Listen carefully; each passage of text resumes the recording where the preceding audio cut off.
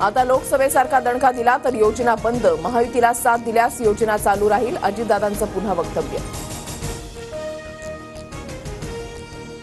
विरोधकांकडे लाडका मुलगा आणि लाडकी मुलगी योजना चालतात, मवियाकडे लाडकी बहीण नाही, फडणवीसांचा शरद पवारांसह उद्धव ठाकरेंवर निशाणा.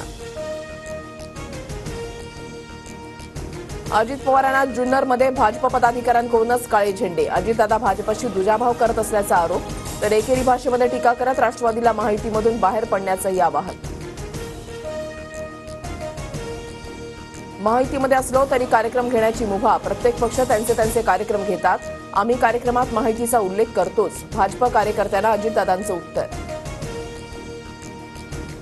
काही गैरसमज असतील तर दूर करू, महायुतीच्या एकतेला गालबोट लावणाऱ्यांना ताकीद द्या, अजितदादा गटाचं फडणवीसांना आवाहन.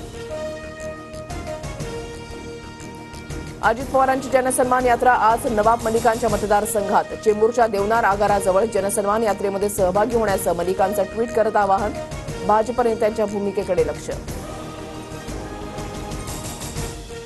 काँग्रेस आमदार झिशान सिद्दीकी अजित पवार गटामध्ये जाण्याची शक्यता, सिद्दीकी आज अजितदादांच्या जनसन्मान यात्रेमध्ये सहभागी होणार, मुंबईतल्या जनसन्मान यात्रेसाठी सिद्दीकींकडून बाईक रॅलीचं आयोजन. मराठ्यांनी आरक्षण का मागावं, त्यांनी तर उभा देश चालवायचा, मराठा आरक्षणावरून भिडेंची पलटी, तर संभाजी भिडें मागून फडणवीसांचा नवा डाव, जरांगेंचा आरोप. नाशकात 5 लाख लोकांचा जरांगेंचा मोर्चा होणार होता, पण मोर्चामध्ये फक्त 8,000 लोक होते असा पोलिसांचा रिपोर्ट, जरांगेंच्या नाशकातील रॅलीवर भुजबळांची टीका. फडणवीसांनी भुजबळांना गणितशास्त्राचा तज्ज्ञ बनून पीएचडी देऊन टाकावी, भुजबळांच्या टीकेनंतर जरांगेंचा पलटवार. गुवाहाटीला जाणं आमची रणनीती होती, जाताना ठाकरेंसोबत फोनवर बोलत बोलत मी गेलो, त्यावेळेला मला धमक्या देण्यात आल्या, मुख्यमंत्री शिंदेंचा आरोप. मुंबई गोवा महामार्गावरील कुचकामी कामाला रवींद्र चव्हाण जबाबदार, मुख्यमंत्र्यांनी रवींद्र चव्हाणांचा राजीनामा घ्यावा, शिंदे गटाच्या रामदास कदमांची मागणी. जालन्यात जयंत पाटलांसमोर कार्यकर्त्यांचा गोंधळ, नगराध्यक्षा सुरेखा लहानेंचा भावी आमदार आशयाचा पोस्टर तरुणांना झळकावल्यानंतर कार्यक्रमस्थळी एकच गोंधळ, जयंत पाटील संतापले.